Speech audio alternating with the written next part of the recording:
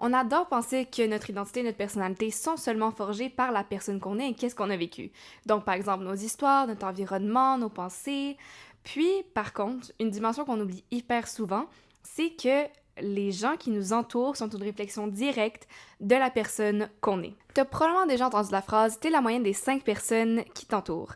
Et ça pourrait pas être plus vrai, mais aujourd'hui dans cet épisode, on va plonger beaucoup plus loin que la citation seule, et je vais t'expliquer les mécanismes exacts qui font en sorte que oui, effectivement, lorsqu'on s'entoure de certaines personnes, on commence à agir exactement comme elles, on prend leurs traits, pourquoi est-ce que ça arrive dans notre cerveau, et aussi quoi faire avec cette information pour ensuite transformer toutes tes relations et la personne que t'es. Donc, sans plus attendre, qu'il soit 8h du matin, 8h du soir, attrape ta boisson préférée et plongeons dans le sujet. Donc, lorsque tu nais, en fait, t'es un canevas blanc qui reste tout à découvrir. Donc, quand t'es bébé ou enfant, t'as pas nécessairement conscience de qu'est-ce qui se passe autour de toi, pourquoi est-ce que les gens agissent de certaines manières, les motifs ultérieurs, parce que pour toi, tout ce que tu vois est littéralement ta réalité, et tu vas pas avoir cette réflexion plus profonde sur le pourquoi des choses. Lorsque tu grandis, tu as par exemple tes parents et tes amis qui vont venir agir d'une certaine manière et toi, par défaut, tu vas venir absorber cette information parce que tu équivaut ça à qu'est-ce qu'il faut faire pour survivre. Si tes parents ont une certaine habitude, probablement que tu vas commencer à l'adopter avec eux,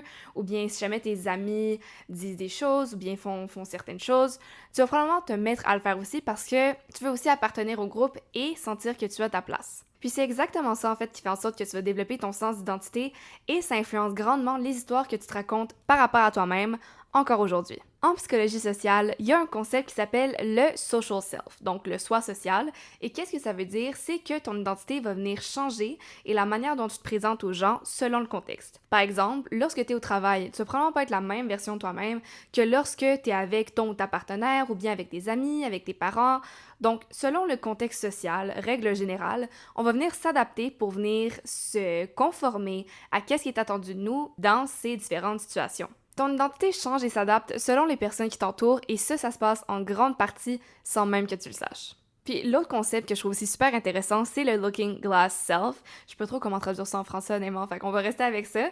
Mais en bref, ce que ça veut dire, c'est que ton identité et ta personnalité vont être grandement influencées parce qu'est-ce que tu crois que les autres pensent de toi. À travers les commentaires et les interactions que tu as avec tes parents, tes amis, tes professeurs, tes collègues, peu importe qui est dans ta sphère sociale, tu as des messages constants par rapport à tes compétences, ton potentiel et ta personnalité que tu finis par internaliser. Ça, ce que ça veut dire essentiellement, c'est que par exemple, que tes parents te répètent depuis que tu es jeune, que tu es super intelligente, que tu es capable de faire de grandes choses, tu vas probablement croire et penser que tu es une personne qui est effectivement capable de faire peu importe ce que la vie met devant toi et tu vas probablement être capable de passer par-dessus les défis plus facilement qu'une personne qui s'est fait répéter quand elle était jeune qu'elle était pas capable, qu'elle rêvait trop grand, qu'elle avait de la difficulté à juste passer à travers quelque chose parce que c'est une idée que les autres personnes ont de toi. Maintenant, est-ce que c'est la réalité? Absolument pas, parce qu'ensuite les autres personnes sont extrêmement biaisées par leur propre projection d'eux-mêmes qu'ils mettent sur toi par rapport à leur perception, mais veux pas, c'est quand même quelque chose que si tu t'en rends pas compte, c'est extrêmement facile de tomber dans le piège, d'internaliser les croyances que les autres ont sur toi parce que c'est un gauge d'où est-ce que t'es par rapport à eux. Et surtout, lorsque t'as beaucoup d'admiration pour quelqu'un, que tu respectes énormément la personne, on va avoir tendance à lui donner beaucoup plus de poids par rapport à son opinion que la nôtre, juste parce que, admettons, on pense que c'est quelqu'un qu'on voudrait être et qu'on idolâtre, mais c'est pas nécessairement le cas. Puis cette réaction-là, c'est aussi beaucoup lié à notre sentiment d'appartenance et le besoin de vouloir faire partie d'un groupe. Puis c'est le résultat de milliers d'années d'évolution parce qu'un rejet social fait exactement aussi mal qu'une douleur physique. Et qu'est-ce qui se passe quand tu as un rejet social ou du moins que tu penses que tu as une peur d'être rejeté? C'est que ton amygdale s'active parce que c'est comme s'il y avait un danger et ton cerveau veut te protéger. Maintenant que tu comprends comment est-ce que ton identité se construit à travers le regard des autres, même si techniquement ça devrait pas être le cas et la seule opinion qui compte c'est la tienne, on va explorer qu'est-ce qui se passe concrètement dans ton cerveau. Quand tu passes beaucoup de temps avec quelqu'un, t'as probablement remarqué que des fois, tu vas aller adopter ses expressions, sa posture, ses comportements, et ça, c'est parce qu'on a des neurones dans notre cerveau qu'on appelle les neurones miroirs. Qu'est-ce que c'est les neurones miroirs? C'est lorsque, par exemple, on va aller voir quelqu'un et automatiquement, inconsciemment, on va se mettre à agir comme cette personne parce qu'on veut faire preuve de cohésion sociale. Puis ça, c'est parce que, en tant que tel, si jamais tu utilises les mêmes expressions que les personnes, que vous communiquez de la même manière, ça facilite le dialogue et les chances que la personne te comprenne. Ça, c'est ce qu'on appelle la synchronisation neurale automatique. On fait ça pour 2 raisons. La première, c'est de créer un sentiment d'appartenance par rapport au groupe, et la deuxième, c'est de s'assurer d'être réellement bien comprise par le groupe. Puis ça, quand ça arrive, c'est totalement inconscient, mais ce que ça veut dire, c'est que tu absorbes les patterns des personnes qui t'entourent sans même que tu le saches. Puis ce que ça implique concrètement, c'est que les attitudes et les comportements des gens ont un impact énorme sur toi-même. Pense par exemple à quelqu'un qui essaye d'arrêter de fumer, mais qui est au sein d'un groupe de fumeurs. Le problème là-dedans, c'est que la personne, à chaque fois qu'elle va être avec ses amis, oui, ils vont vouloir fumer, mais après ça, elle, c'est que le trigger va être directement devant elle et son environnement reste le même qu'auparavant. Et donc, ça va être énormément plus difficile d'arrêter de fumer parce que les gens dans ton environnement le font également et c'est une habitude que tu n'as pas encore brisée totalement. Le problème avec ça, c'est que comme elle veut appartenir au groupe, il y a un conflit identitaire parce que si elle arrête de fumer, inconsciemment, elle va avoir l'impression qu'il y a un certain lien qui se perd avec eux et ça, c'est hyper inconfortable. L'environnement va toujours avoir un impact sur le comportement que tu essayes de commencer ou d'arrêter et ton cercle l'amplifie. Puis ça, ce phénomène-là aussi, ça va vraiment au-delà des habitudes et des comportements, ça va aussi dans la manière dont les gens perçoivent leur monde extérieur, leur environnement et eux-mêmes en tant que personnes. Parce que, admettons que tu vas te tenir avec des amis qui pensent toujours négatif, que la vie arrive contre elles et non pour elles, que chaque fois qu'il y a des difficultés, ça arrive rien qu'à elles, il n'y a jamais rien qui fonctionne et c'est des personnes qui sont plutôt pessimistes. Ce que ça fait, c'est que toi aussi, ça t'amène cette espèce de vision de la vie parce que veux pas, tu t'identifies au groupe auquel tu appartiens et ce groupe-là a décidé que socialement, c'est ça votre réalité, c'est ça qui se passe. Mais ta réalité est subjective par rapport à ce que tu crois par rapport à toi-même.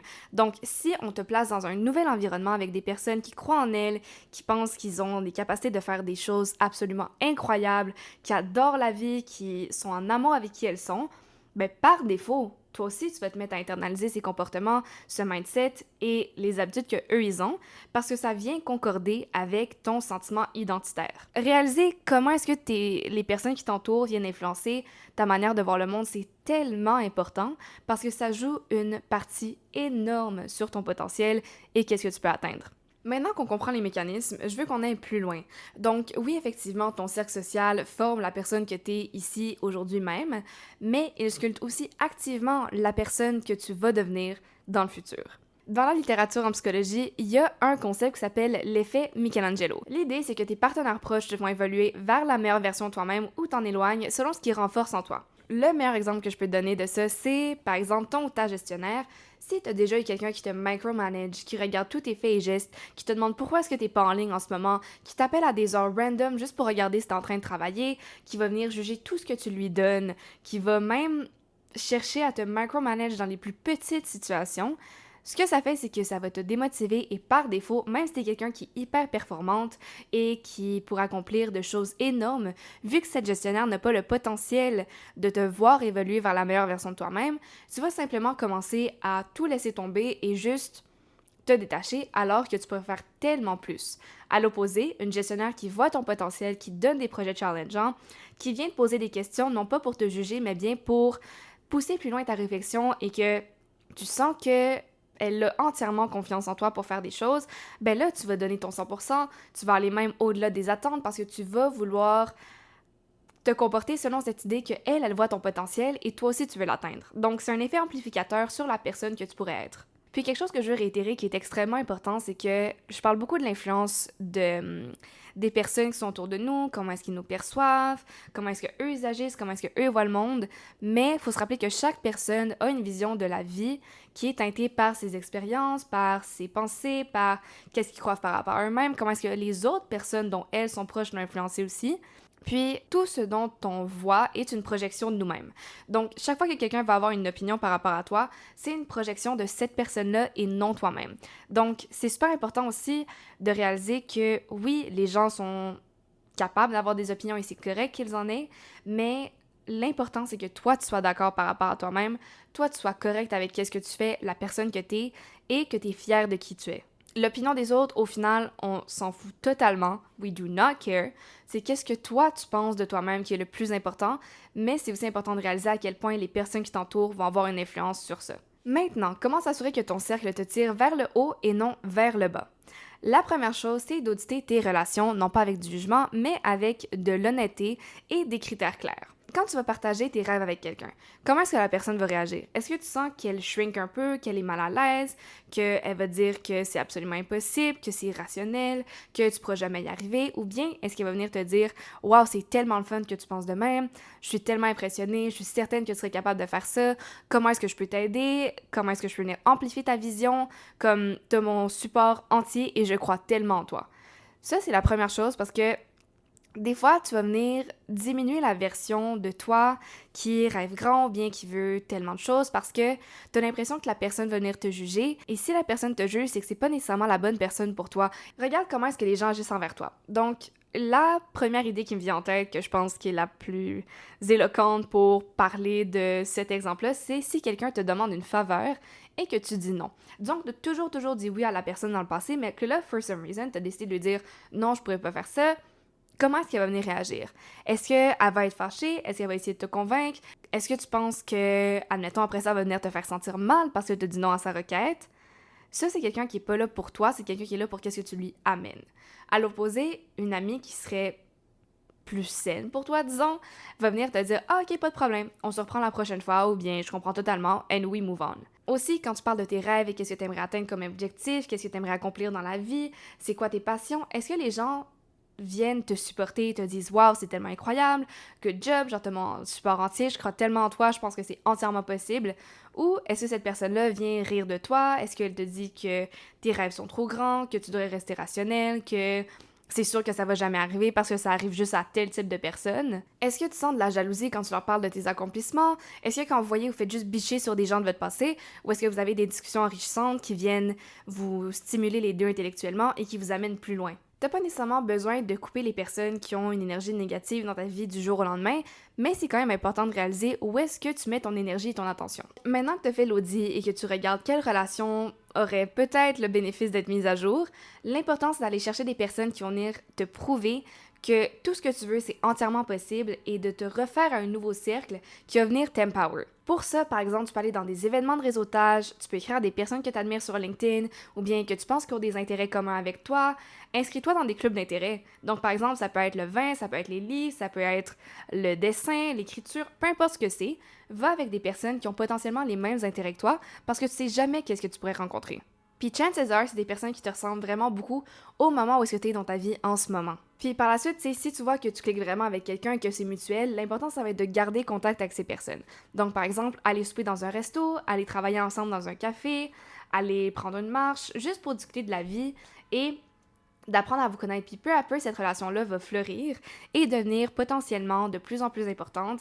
Et je suis certaine qu'il y a plein de personnes aussi dans ta vie auxquelles tu peux penser qui sont apparues à un certain moment que t'aurais jamais cru que vous alliez cliquer and then vous êtes rendus extrêmement proches. Puis quelque chose dont je veux que tu te souviennes aussi, c'est que plus t'as de contacts, plus tu rencontres de nouvelles personnes, plus tu élargis ton champ de chances et d'opportunités. Parce que tu sais jamais où est-ce que quelqu'un va pouvoir te mener et qui elle connaît comme contact ou bien qu'est-ce qu'elle a comme potentielle opportunité qu'elle pourrait te donner ou t'aider à atteindre. Puis je pense que cultiver ton réseau et en développer un qui est super fort, c'est dans les meilleures choses que tu pourrais faire pour toi-même, autant dans le présent que dans le futur. Puis au-delà de développer ton réseau et rencontrer des nouvelles personnes, je pense qu'un autre exercice qui pourrait vraiment t'aider, c'est le Dream Self. Donc le soi de rêve. Ta version avec le plus haut potentiel, que tu vois la fille qui accomplit tous les objectifs que tu fixes en ce moment, qui est-ce qu'elle est? Avec qui elle se tient, dans quel environnement elle est, qu'est-ce qu'elle écoute, c'est quoi ses conversations, qu'est-ce qu'elle porte comme vêtements, c'est quoi sa routine du matin, c'est quoi sa routine du soir, qu'est-ce qu'elle mange, c'est quoi ses rêves, à quoi une journée typique ressemble. Puis à partir de là, lorsque tu as une idée de la version de toi-même que tu aimerais être, essaye de trouver des personnes qui viennent refléter aussi ce lifestyle ou bien qu'est-ce que tu aimerais atteindre, parce que là, tu vas savoir que tu es réellement aligné avec la personne aussi. Ce qu'on a exploré aujourd'hui, c'est que les personnes qui t'entourent ont un impact direct sur qui tu es, comment tu te perçois et jusqu'où tu penses pouvoir aller. Ces personnes-là influencent aussi ta confiance, ton ambition et tes comportements et même la vision que tu as pour ce qui est possible pour toi-même. Puis ce que j'espère que tu retiennes par-dessus tout, c'est exactement ça. Les autres ont le droit d'avoir une opinion par rapport à toi, ils ont le droit d'avoir des projections, mais la seule opinion qui compte réellement, c'est la tienne par rapport à toi-même. Est-ce que tu es fier de la personne que tu es? Est-ce que tu as confiance en toi? Est-ce que tu sais que tu as toutes les capacités nécessaires pour aller où est-ce que tu veux aller? Parce que tout est possible tant que tu crois en toi. La question que je te laisse cette semaine, c'est regarde les 5 personnes avec qui tu passes le plus de temps. Est-ce qu'elles t'élèvent à devenir la meilleure version de toi-même ou est-ce qu'elles te maintiennent au même stade où tu es en ce moment? Si tu as appris quelque chose aujourd'hui et que tu penses que quelqu'un d'autre pourrait en bénéficier, n'hésite pas à partager l'épisode et à t'abonner parce que ça prend 30 secondes à faire et ça m'aide énormément à t'amener d'autres conversations comme celle-ci. Sur ce, on se retrouve la semaine prochaine pour un nouvel épisode. Ciao!